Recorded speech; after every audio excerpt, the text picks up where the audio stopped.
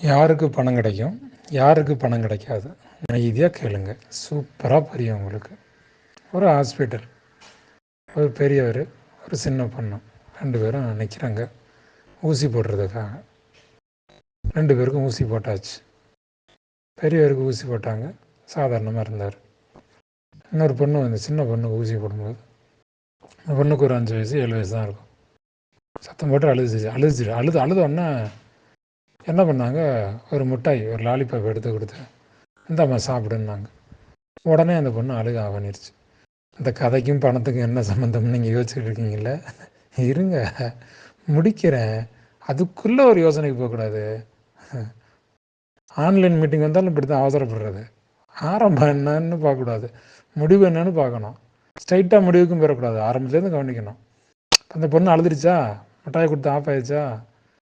இப்போது அந்த பெரியவர் சொன்னார் அந்த பொண்ணுக்கிட்ட, ஏம்மா உனக்கு மட்டும் மிட்டாய் கொடுத்தாங்க பார்த்தியா, எனக்கு மிட்டாய் கொடுக்கவே இல்லை அப்படின்னாரு.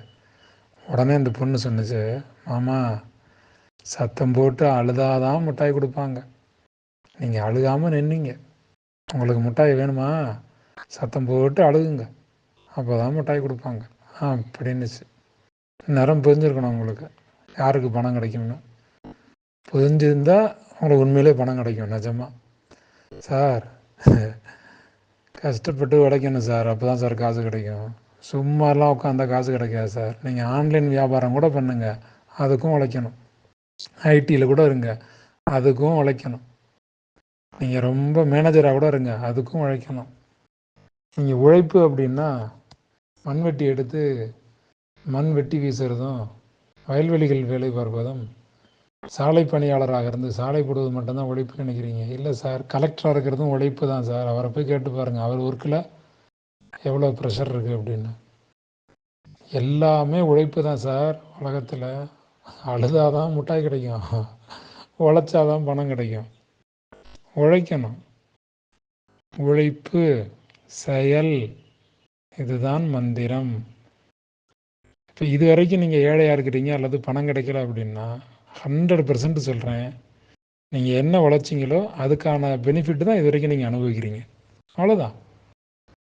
நீங்கள் இப்போ என்ன நிலமையில, நீங்கள் மிடில் கிளாஸா, நீங்கள் அதான் உழைச்சிங்க அதான் கிடச்சிருக்கு. அப்பர் மிடிலா, அதான் உழைச்சிங்க அதான் கிடச்சிருக்கு. நீங்கள் கோடீஸ்வரனாக இருக்கீங்களா, நீங்கள் என்ன உழைச்சிங்களோ அது கிடச்சிருக்கு. அவ்வளோதான். அவ்வளோதான் சார்.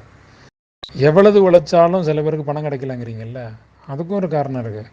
நீங்கள் உழைக்கிறது எங்கேங்கிறது தான்.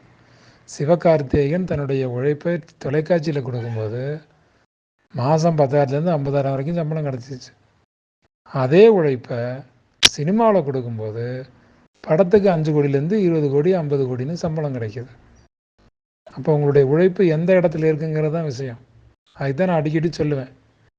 ஒரு மழைத்துளி தரையில் விழுந்தால் உறிஞ்சிடும். ஒரு இரும்பு நல்லா கொதிக்க இருக்குது, அதில் விழுந்தால் காணாமல் போயிடும். சாக்கல்ல விழுந்தால் சாக்கடையாக மாறிடும், கடலில் விழுந்தால் கடல் தண்ணியாக மாறிடும், சிப்பிக்கில் விழுந்தால் அது முத்தாக மாறிடும். அப்போது உங்களுடைய உழைப்பு எங்கே இருக்குது, எந்த இடத்துல பொசிஷன் பண்ணுறீங்கிறதான் முக்கியம். ஆளே இல்லாத இடத்துல டீ கடையை போட்டு டீ கடை யாரும் ஓடலைன்னா அது யார் தப்பு? நான் உழைக்கிறேன் ஆனால் காசு இல்லைன்னா ஆள் இருக்க இடத்துல டீ கடையை திறக்கணும். அப்போ எங்கே உழைக்கிறோம் அப்படிங்கிற லொக்கேஷன் அடுத்து முக்கியம். அப்புறம் கம்யூனிகேஷன் முக்கியம், அப்புறம் கான்ஃபிடன்ஸ் முக்கியம். இப்படி ஒன்று ஒன்றா இருக்குது, தனித்தனியாக இருக்குது. நான் இப்போ பணத்துக்கு ஒரு வரி சொல்லியிருக்கேன் இந்த ஆடியோவில், அவ்வளோதான். 1 மணி நேரத்துக்கு ஒரு ஆடியோ, இந்த ஆடியோவுக்கான ஒரு கருத்து இதை சொல்லியிருக்கேன், அவ்வளோதான். இந்த ஆடியோ உங்களுக்கு பிடிச்சிருந்தது, நல்ல ஆடியோன்னு தெரிஞ்சால் 100 பேர் 200 பேருக்குன்னு உங்கள் உறவினர் அத்தனை பேரும் அனுப்பிவிடுங்க. உங்களுக்கு யாராவது பணக்காரர் ஆகணும்னு ஆசை இருந்துச்சுன்னா, யாராவது முன்னேறணும்னு ஆசை இருந்துச்சுன்னா அவங்களெல்லாம் பயிற்சிக்கு வர சொல்லுங்கள். குறிப்பாக உங்களுக்கு யாராவது கடன் கொடுக்காமல் இருந்தாங்கன்னா, அதாவது உங்கள்கிட்ட வாங்கிட்டாங்க காசு திரும்ப கொடுக்கலன்னா, அவங்கள இந்த பயிற்சிக்கு வர சொல்லுங்கள். அவங்கள கோடீஸ்வரன் ஆக்குறேன், அவங்க கோடீஸ்வரனாகி உங்கள் காசு திரும்ப கொடுத்துருவாங்க. சூப்பரான பயிற்சி உங்களுக்கு நான் தரப்பேன். இரவு 7 மணிக்கு தொழிலதிபர்களுக்கும், இரவு 7:30க்கு வேலைக்கு செல்பவர்களுக்கும் பயிற்சி நடக்கிறது. கோடீஸ்வரன் பயிற்சி, கலந்துக்கங்க. நான் இருக்கேன் உங்களுக்காக, நிச்சயமாக உங்களுக்கு நல்லது பண்ணுவேன். இதோட ரியல் ப்ரோக்ராம், இதெல்லாம் இலவச பயிற்சி. ரியல் ப்ரோக்ராம் ஆகஸ்ட் 11 3000 கிளாஸ், 3000 பயிற்சியோட, 3000 ஃபீஸோட பயிற்சி நடக்குது. அதுலேயும் கலந்துக்கங்க. ஆகஸ்ட் 11 9 to 5 வீட்டில் இருந்தபடி ஆன்லைனில் கலந்துக்கலாம்.